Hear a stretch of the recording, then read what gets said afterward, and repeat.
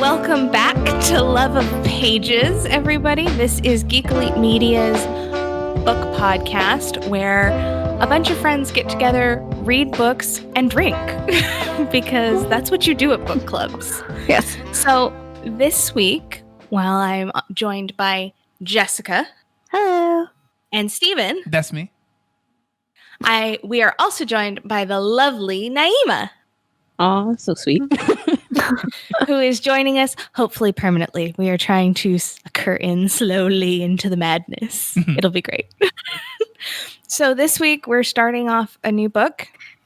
We are reading The Water Dancer by Ta-Nehisi Coates. I hope I'm saying that correctly. I practiced all weekend.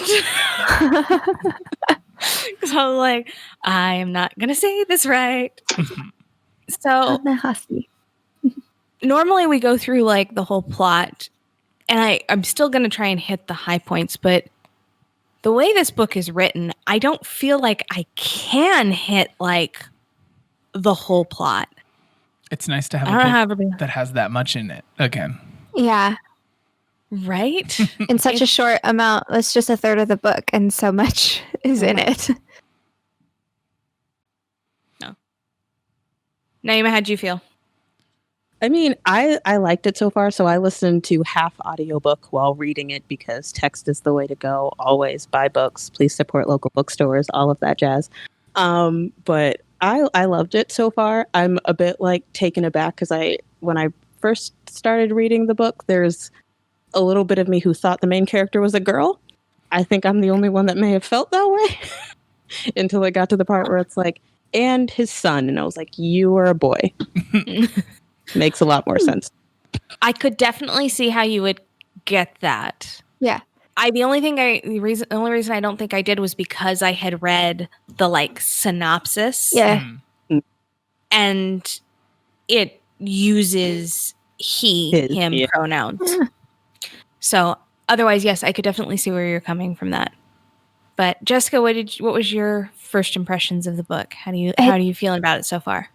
So when I first read the first paragraph, I bought it like a week earlier than I usually would. Usually I'm like last minute buying it, but I read the first paragraph when I got it, and I was like, I'm gonna need to take my time with this one. Actually the first chapter in general reminded me of Hemingway's writing style in a way where it's not quite as crazy as Hemingway is.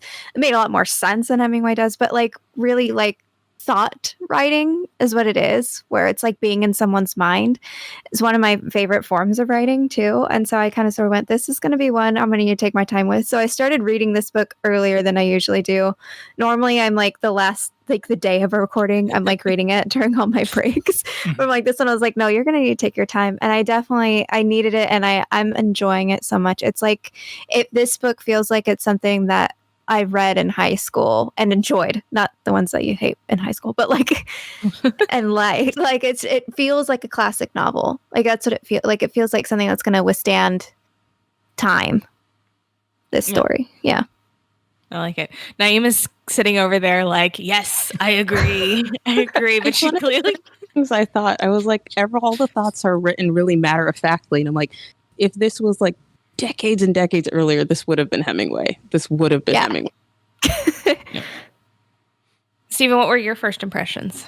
I agree. Well, I should say, this is my second time attempting to go through this book. The first time I started it, I wasn't in a spot where I was like, this is what I want or need right now. Even though I wanted very much to read this book that was supposed to be so great, you know? But at the time, like I picked it up, I was even doing it as an audiobook the same way that I'm doing it now with the reader who I like so much, Dr. Joe Morton. He's great. But yeah, like I was even doing it with a voice that I knew and liked, but it didn't hit me at that time. This time, it's fantastic. Like listening to it, it's getting to hear something that's got so much like text, subtext, and everything woven into the story. And it's a refreshing one after the last book. Not to say that this book is bad. It's just that there's so much more in everything. It's got more meat on that bone, you know? But every once in a while, I do want to go to McDonald's and just get something off a dollar menu, you know? Which our last book was definitely that. Our last book was a great, lighthearted, quick, easy read. Just pull it out and bang through it. But yeah, no, I completely agree. This one, so we've read heavier material before, but the way this writing lands for me is just so much more powerful in getting a lot of those heavy messages across, I feel like. At least that's been my impression the first reading. And not heavy in the way I was almost worried about, if that makes sense. It wasn't... In what regard? Like, you were worried about plot? Or were you worried, like, this is going to be heavy for me to read? Like, for you personally? I think for me, it was that I was like, the time period we are dealing with, the content we are dealing with, this has the ability to land very heavy in terms of the weight of guilt, I guess is probably the best way to put it. I'm sure there's a much more eloquent, much more resounding way to say that. But this makes me, instead, the way this is written makes me, and appreciate is not the right word, but I can feel it. I can be there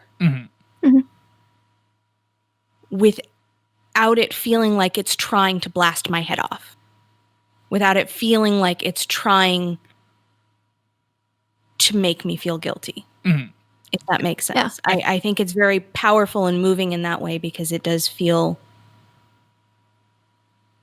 I'm getting the full impact. Yeah. Without it being... I don't know. No, like for this, so there's a thing that you have to do that like to apply to something else. But you guys ever watched like a movie where they decided to do the effects of like a building blowing up? They really blew up a building or something like that.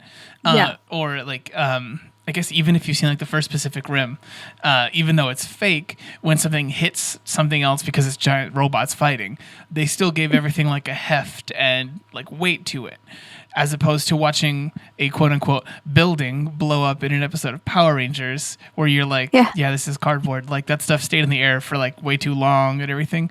There's so much substance there that when something happens, it has that accompanying weight to it, as opposed to just being like paying lip service to the idea of something being heavy just because the person writing it said this is supposed to be heavy. You feel it because it is in that moment, in the reality of that situation. All of those things are all earned and real. Yeah. No, I think it's... Go ahead, Naimah. I think I get what you guys mean, just because, like, I think the subject of it all is heavy, but I think the author does a really good job at, it's not glossing over necessarily the concept. He does bring up that it is a period of slavery, that our main character is in fact a slave, but it's a different perspective on it versus, yes, the normal telling of a slave where this person's out in the field every day and the hardships that occur on a more like historical basis of like, this is what you would get from a history book. And we want to tell you about the hearts and the strifes versus this is his day-to-day life. And you kind of get the context of slavery, but from his day-to-day life. Not, this occurred over 100 years. It was awful. He lived this day to day, but not every day was, you know, him being like whipped, all of these things. It was just like this occurs in the greater context of this, but he still had a life. Yeah. No, exactly. And I think that's what makes it so powerful is kind of his slowly coming to realization or his, as I feel like any child growing up would, the realization of the wider world around you and what it actually means. And you start with your immediate understanding of the world, of your, four walls, of your street, of your space, of your town, and I feel like that growth really does it hits very heavy in a very different way than I guess I anticipated, which is profound. But okay. I do also want to thank you, just Elizabeth, for having gone with this one. In suggesting this one, this was me doing the thing that you had done with the previous book, where you're like, this is a book I've wanted to read. Someone else can suggest we read this one. No, and I do appreciate, because the list of books just kind of kept growing for me of what to read, and I was like, we did just a really light one. Like, we should do something more powerful, something more impactful, something bigger. And it's February, so I wanted to do something by a Black author, but I also didn't necessarily, I kind of weighed that I want a Black author, but I don't want it to necessarily be the standard bearers. I want something that kind of showcases the breadth. Possibility. I like that one. So I was really glad you dropped it in the possibility links. For this one, I guess. Oh, good. I was going to say, before we jumped into the plot, drinks. Brewskis. Kilt lifter, local to Water, Arizona. Stephen. Water. Yeah, that's why I was just. Sounds about right. Yeah, no, so I know we were talking about it in the group chat, and just the kind of, it didn't seem right to do an elaborate cocktail. Like, that didn't feel right for the book. Mm-hmm. No. So I definitely Cocktail could have gone with this. Yeah, this is our problem. I was trying to think, like, do we just have tea because they're constantly talking about, like, the leaves of the tobacco? Like, what's the thing? But I'm just gonna go ahead and say none of that feels like the right thing to do. What's a real drink? Like, anyone like a real Southern drink. Like, this would have been around. Everyone drinks Southern mint julep. Mint I was gonna julep? say mint juleps were the only thing I thought of, particularly because of the horse racing. And that made me think of Kentucky Derby, and you drink mint juleps at the Kentucky Derby. Wait, when did they start drinking mint juleps, though? Because that's where I was like, I don't know when that became a thing. That would have probably been post Civil War. That's what I was thinking. Like, I couldn't. Because this time period, you wouldn't have had much in the way of hard liquors.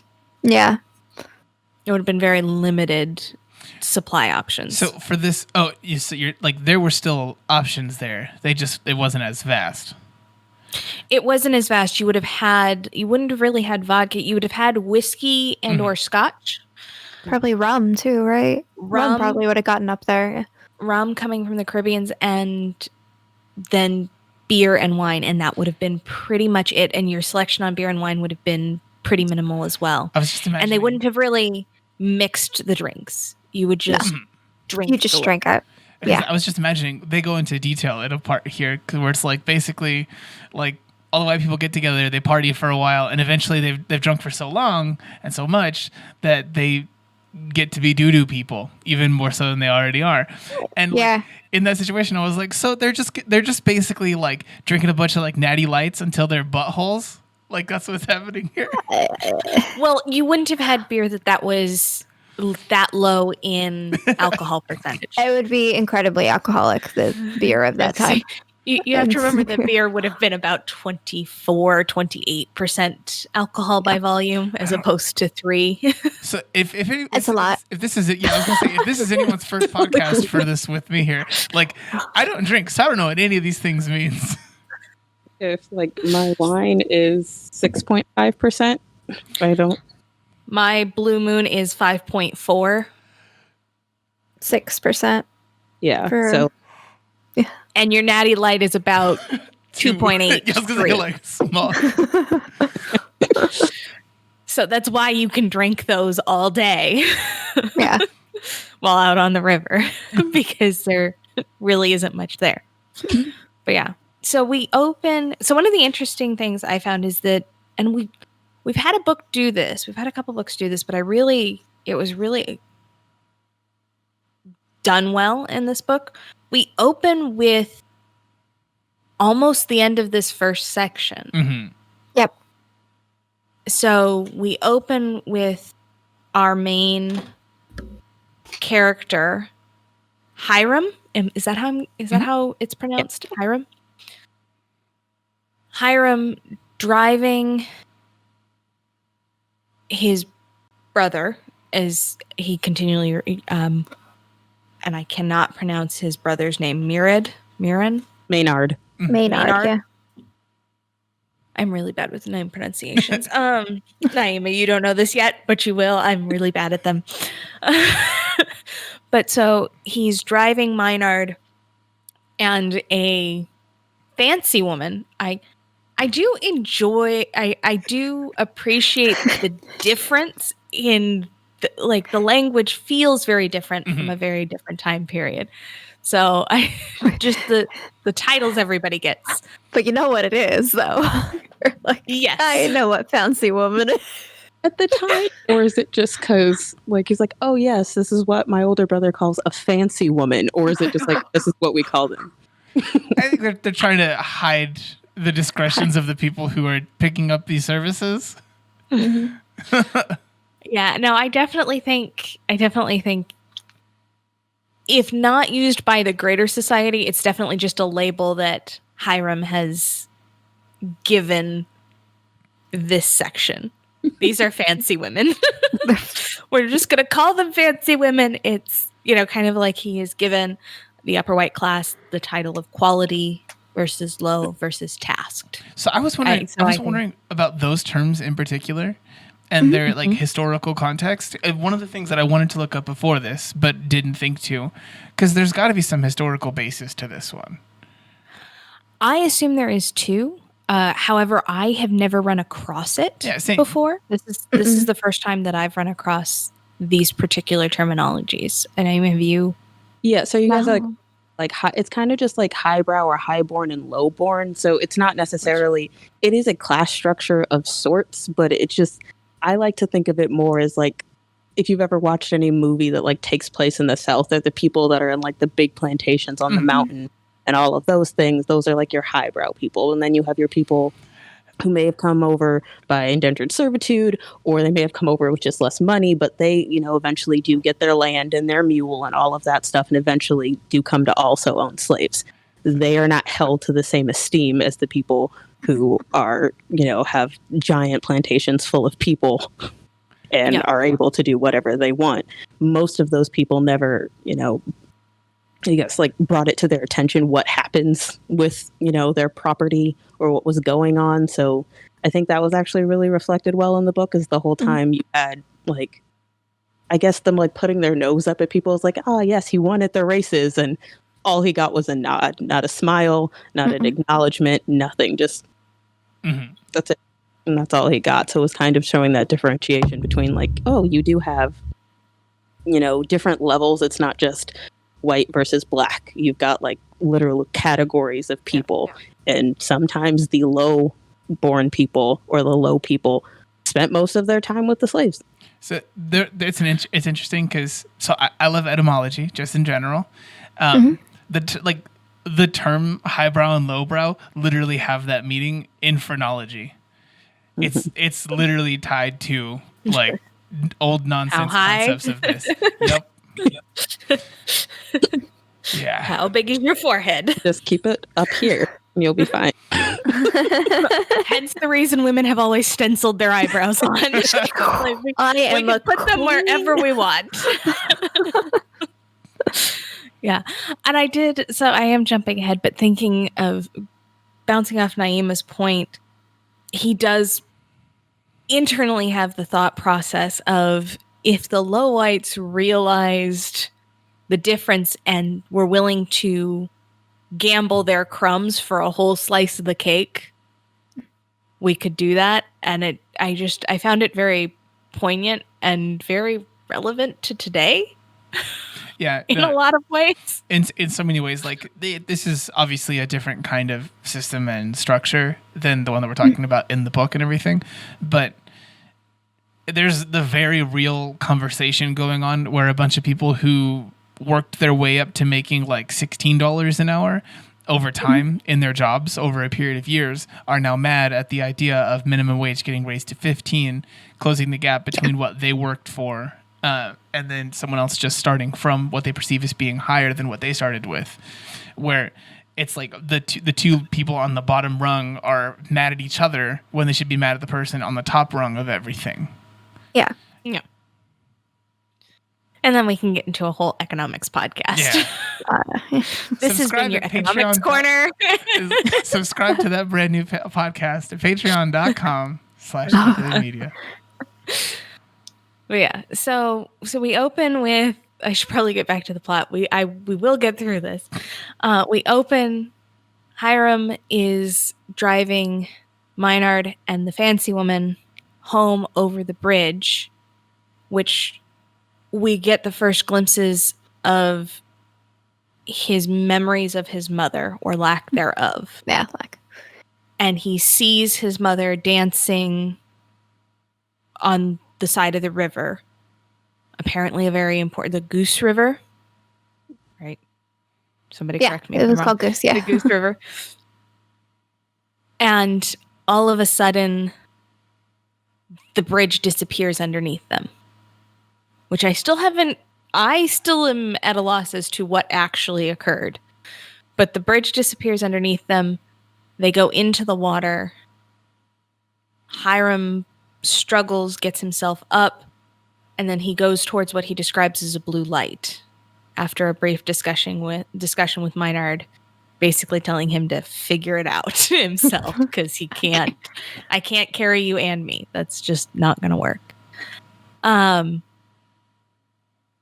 then we flash back to the first time he experienced the blue light, which was when he woke up and his mother was gone and he had no memory of her, which is just a terrifying concept to me.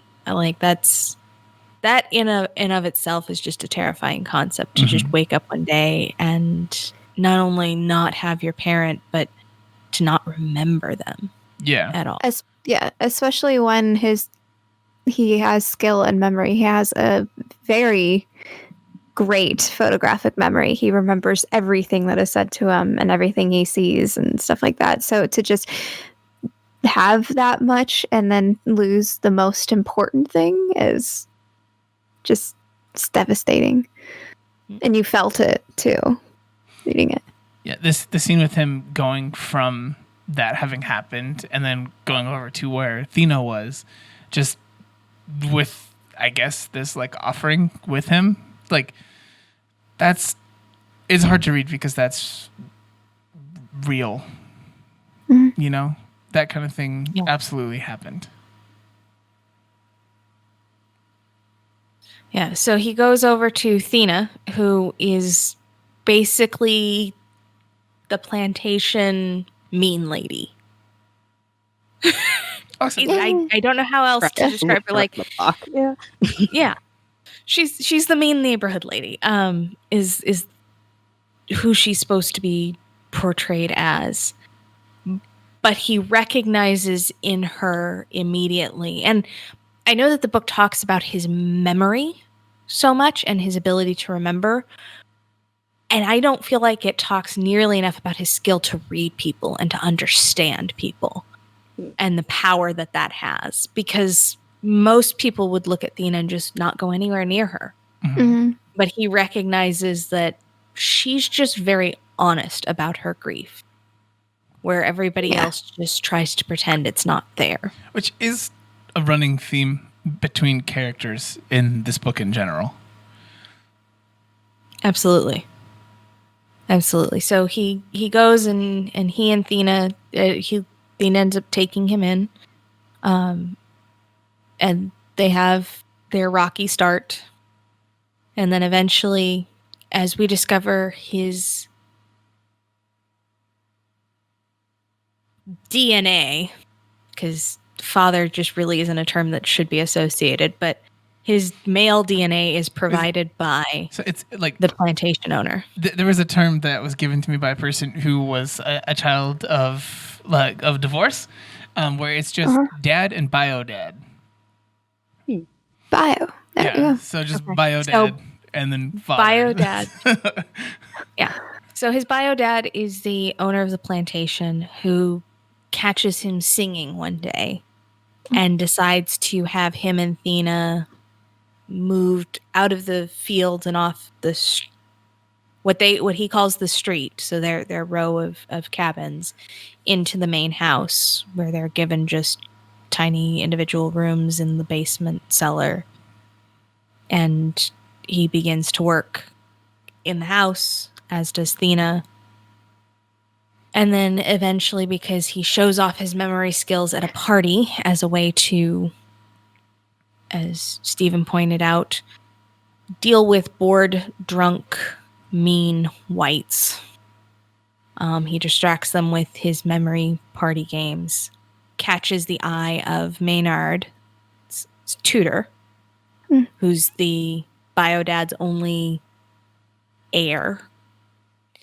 And so then Hiram ends up getting tutored, and that tutoring abruptly comes to an end when his dad basically says, "Great, I have now trained you to be your brother's right hand."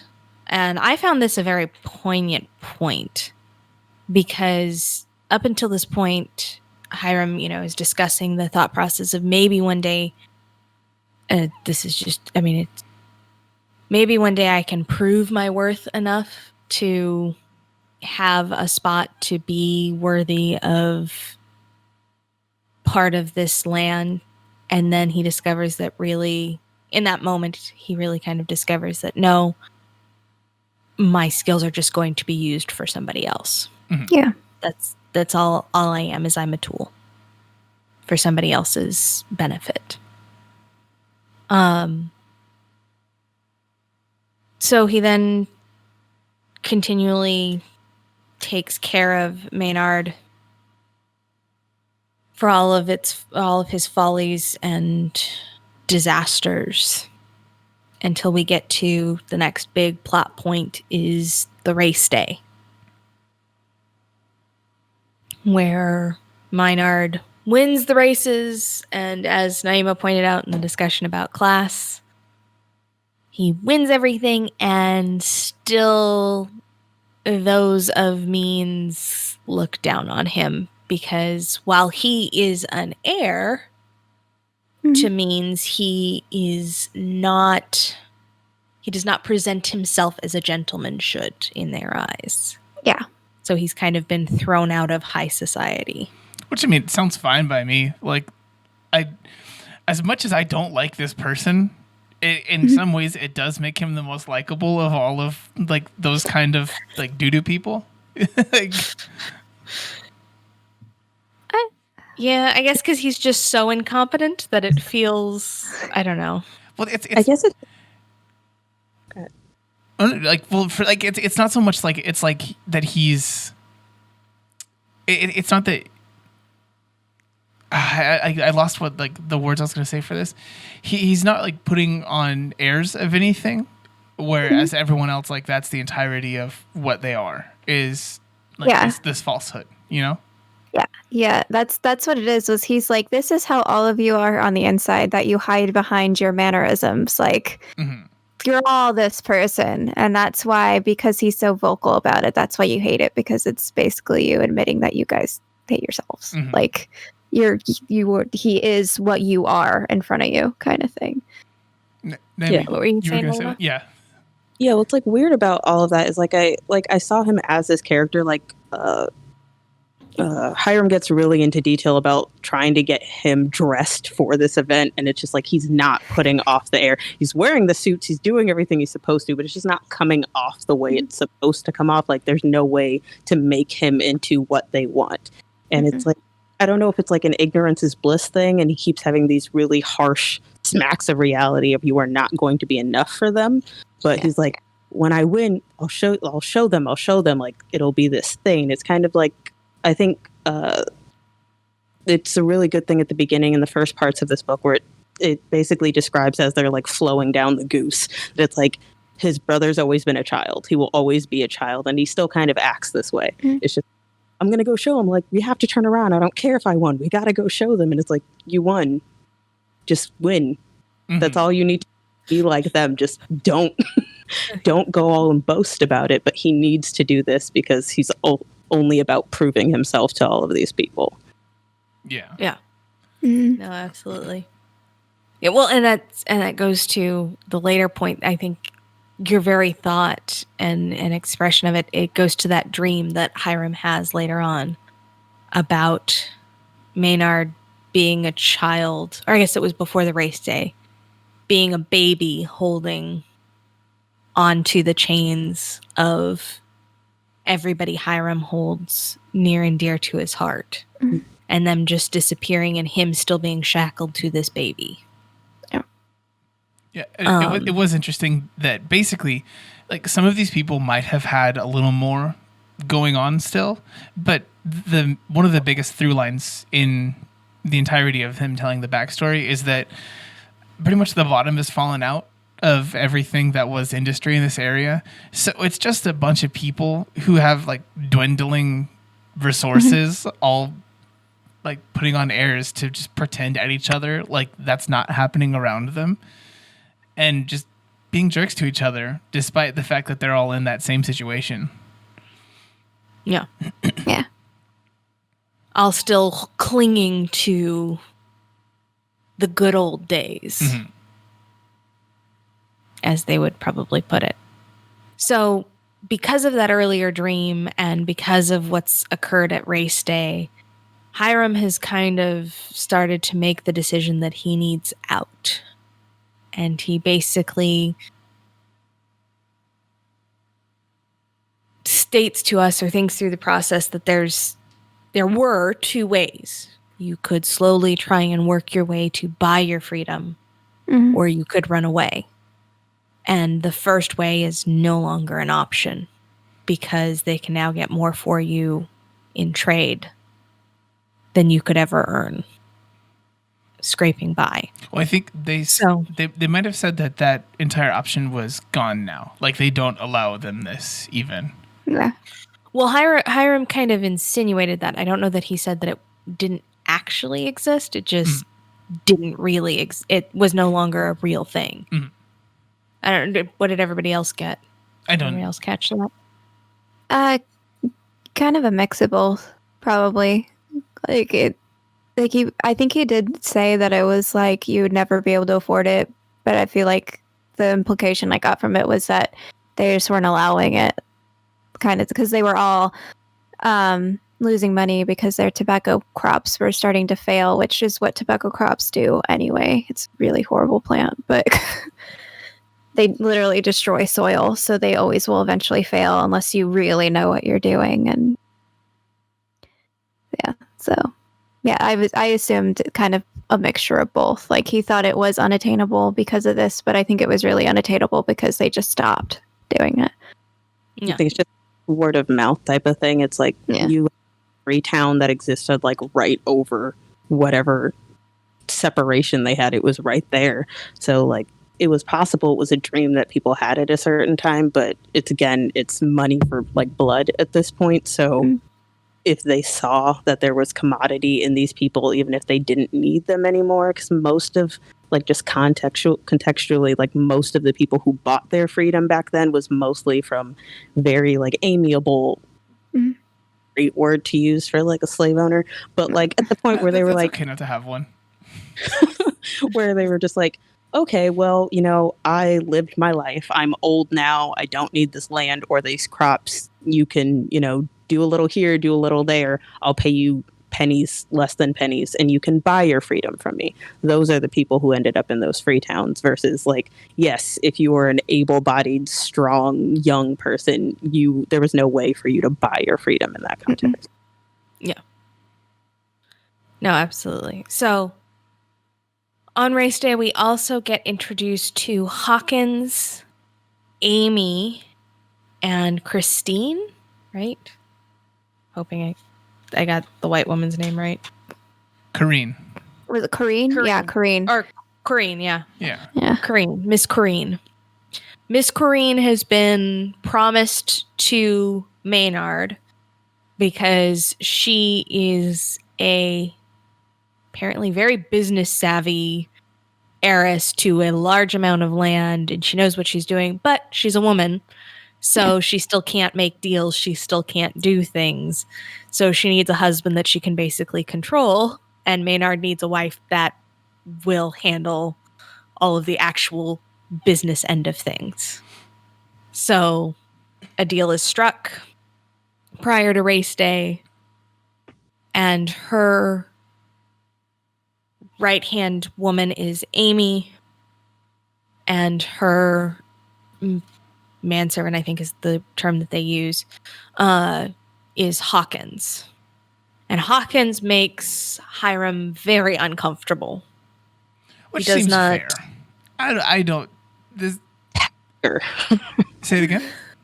He's a tasker's tasker. So there was like this whole portion of the book where it's like those who do a little more than what's required of them and what's asked of them, they're the snitches. Yeah. Yeah. Snitch. So, but I think we're set up for something very different coming out of this, but we'll get to predictions later. So when Hiram drops Maynard off at the fancy lady's house and is instructed that he'll pick him back up in an hour, Hiram decides to walk to Freetown to see Georgie Parks, which is our last big introduction character. Mhm. And Georgie is known and revered by all. He's the man who knows all in Hiram's world. And Hiram is convinced that Georgie is part of the Underground Railroad, which he doesn't call the Underground Railroad, he calls it just the Underground. And Hiram's understanding is that it's just a group of people who live in the swamp. Yeah. Again, it's one of those things you don't know what you don't know you don't know. That was too many of those. But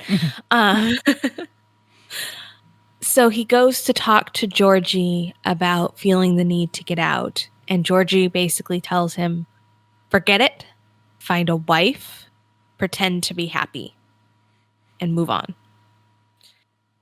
And so Hiram goes back, picks up Maynard and the fancy woman, and we end up back in that water scene.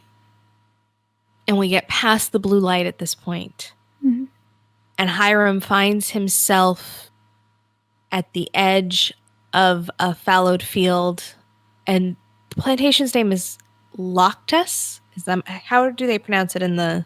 Oh yeah, how do they Lockless? pronounce it? Lockless. Okay. Lockless. He's at the edge of Lockless and he collapses. And he wakes up in Maynard's bed after fever dreams and pain and several rounds of waking up. Mhm.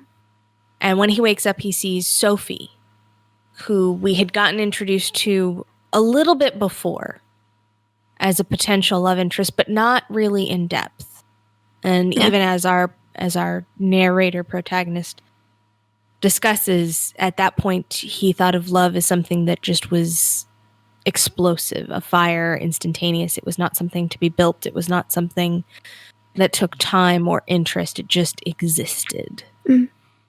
I did appreciate. Which is very much a 19-year-old's concept of love, I feel like. Yeah, I did appreciate that it wasn't just like cheapened in that, where they said anything like, "Oh, it was just something like physical or whatever." You know, like it was never that. It was still looked at through the lens of something that could be perceived as genuine in that time, and like in that moment, in that person's age, I should say, like it would be something genuine as opposed to just like thinking like, yeah, no, I just like wanted a body, you know, like nothing like that, as so many people tend to talk about their young flings.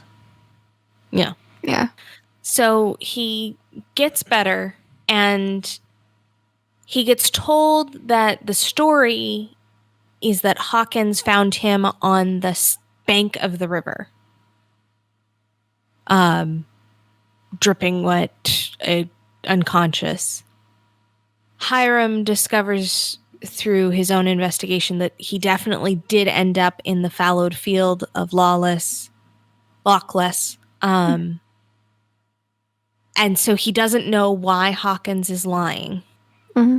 And it makes him even more uncomfortable and nervous. And furthermore, Miss Corrine is still coming every day to Lochless. And she eventually has a conversation with Hiram where he lies and basically says Maynard saved his life. Yeah. Because he knew that's what she wanted to hear. Well, it was a thing that had been said to him by his bio dad. Yeah.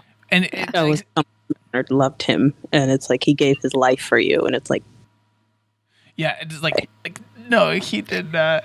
He went out begging. Like, yeah. But so Hiram decides to give them what they're looking for in an honorable death for Maynard. And Corrine basically hints that she intends to ask for Hiram as part of the grieving and widowed alimony, I guess, essentially, is what it would be. And with that, and with the look that Sophie gives Hiram decides, nope, this is not going to happen. This is not okay. I can't do this. I can't leave the only home I've ever known, and I won't continue to live this way. So he goes back to Georgie Parks and says, look, I'm leaving. I want your help, but I'm leaving. And I'm leaving with Sophie. And when he leaves Georgie Parks and Georgie says, okay, you've clearly made up your mind. Meet me back here in 1 week. When he's leaving Georgie, he runs into Hawkins and Amy, which makes everybody uncomfortable. And Hawkins asks where he was coming from. And Hiram then points out to us, as we all know, that there are multiple ways of earning your keep, I guess. Some make themselves useful with trades, and some make themselves useful by being snitches. Mm-hmm. And so at this point, Hiram is clearly convinced that Hawkins is a snitch.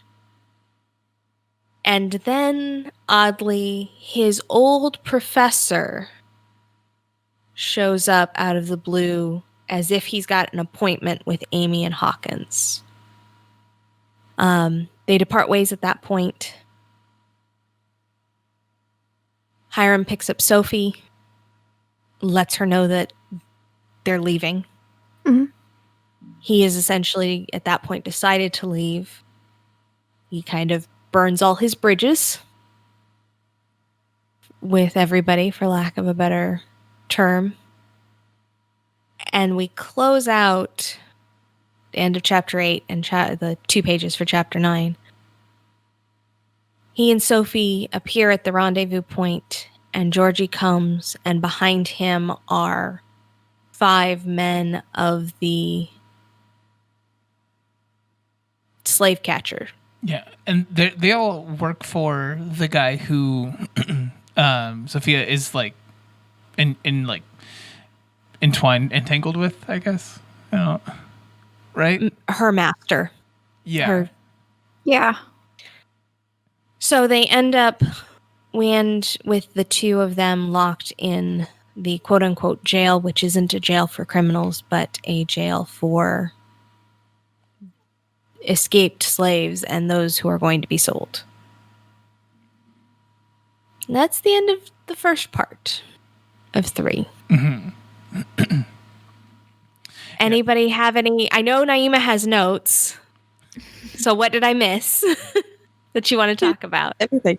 This book, one of my favorite like things with writing, I keep hitting this. One of my favorite parts of reading or anything is I'm a big fan of foreshadowing.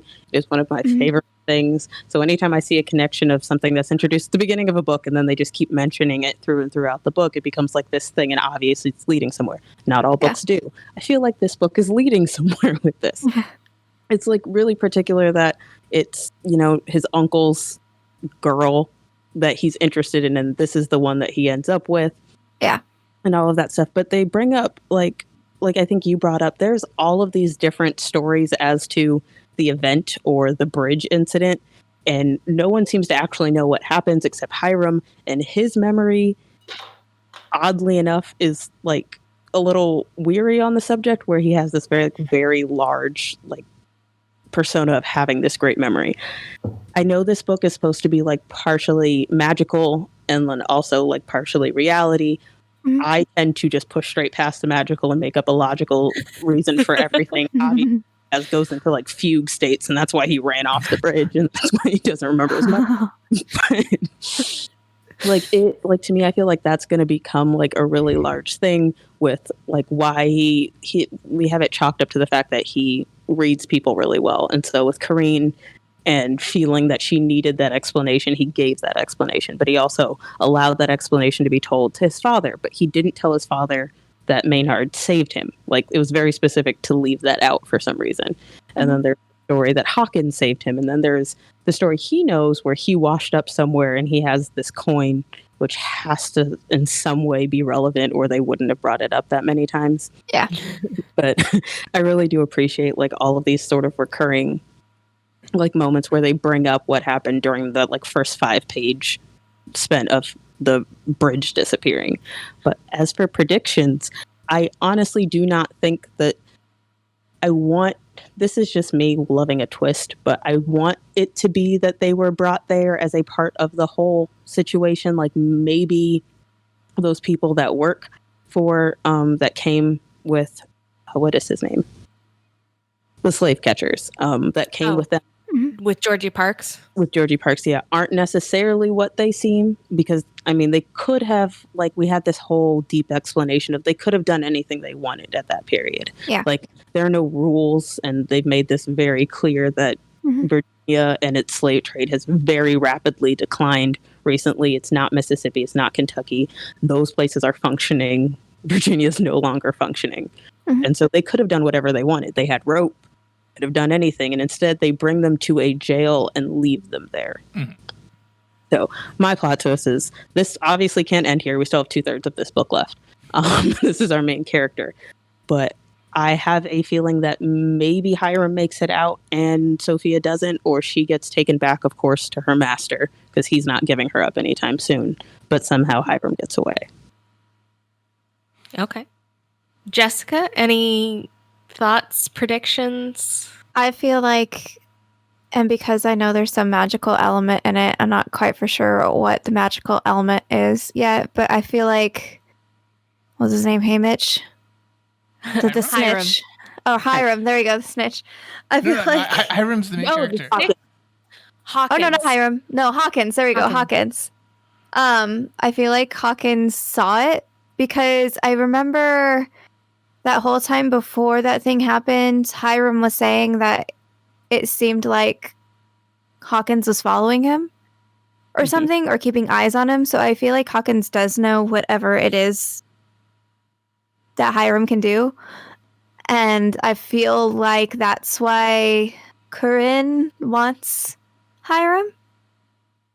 And I think it's just another way for him to be used, and he eventually gets away, I'm hoping. I don't know. But I feel like it's going to turn into him being used for his magic powers and his memory powers and everything else.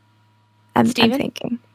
So I know what this ability is, I think, because of a conversation that we had, you and I, Elizabeth. Because you said something about something that I did not know about this book, and as we were going, like, reading the book, I was very much understanding what was happening and why there was a discrepancy here. So I don't think I can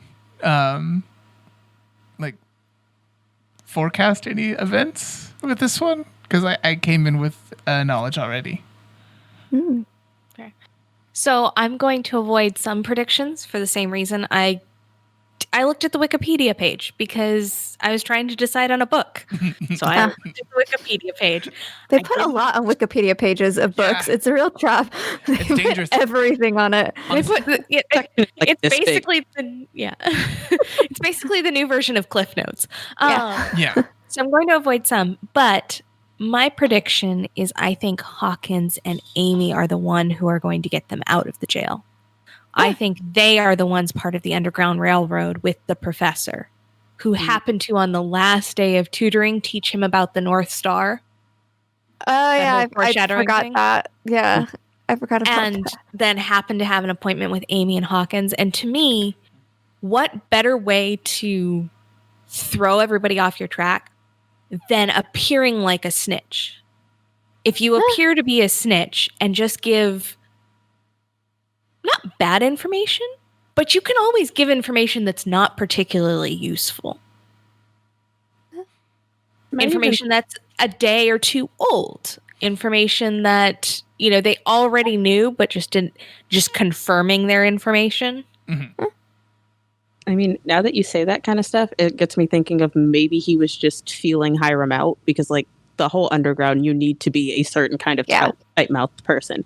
So, like, if he was just out there, you're like, yeah, just planning my way out of here, just planning to not be here tomorrow. Kareen's planning to meet me on Friday. I won't be here. It's not the best look to be going out saying all those things. So, but I think with the twist that Georgie is the one who turned them in, I think the other half to that twist is that Hawkins and Amy are the ones to get them out. Because that brings up full circle that nobody is what they seem.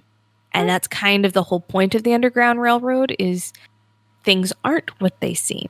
Otherwise, it isn't successful. Yeah. I do wonder, did anyone else see that coming? Because Georgie was like, meet me next week. And I was like, nope, it's a trap. I saw it. Oh, yeah. But as soon as Georgie was like, maybe you don't want to do that, I was like, dude, he's going to snitch on you. Like, just stop. I didn't necessarily think he was going to snitch, but I was definitely like, he is not the person to help you. Yeah. I thought it was going to be like they go up there and it's just two of the slave catchers waiting. I didn't think it would be like they got there first and he like walks them up to them. I thought they would just be like, oh, no, we were just taking a stroll. Bye. Going. Well, or I just anticipated Georgie just not showing up. Yeah. Yeah. Just ghosting them, essentially. Like, because if Georgie helps, like, you have a hard time being that point person for the Underground Railroad if you've got a newborn and a wife and you are in a tenuous situation being a free person. Mm-hmm. Mm-hmm. Like, that's a very... even as Hiram points out, like, yes, all of this is shitty. Everything is shitty. But being somebody else's property, you at least had the protection of, well, there are consequences if you hit me without my master's okay. Mm-hmm. Whereas if you are just a free black person, that's not a protection you have. Mm-hmm. Mm-hmm. Not to make, I mean, it's all shitty. Do not get me wrong. It is all shitty. Yeah. But in Georgie Parks' situation, like, everything is so tenuous. There is no solid ground that you're jumping off of. Mm-hmm. Yeah.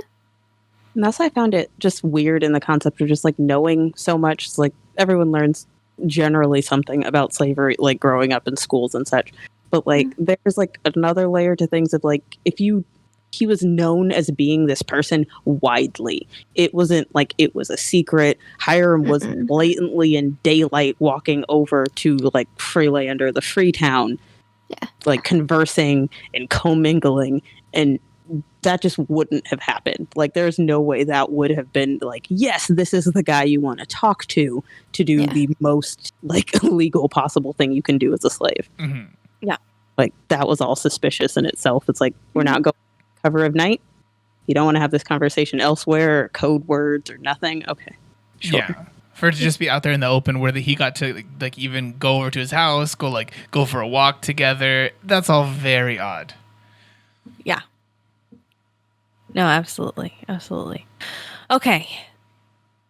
While we could probably sit here for another 3 hours and dissect this third of the book, on that note, Naimah, where can people find you on social media? Yes. Well, I am at Imajanan. It's IMAHJANAN. It's just pictures of my face, but I do hope to be relaunching my book blog sometime next month, which is renamed currently as Other Places, Other Pages. I like it. Love it. Jessica, where can people find you? You can find me on Twitter. It's JM Bailey Writes.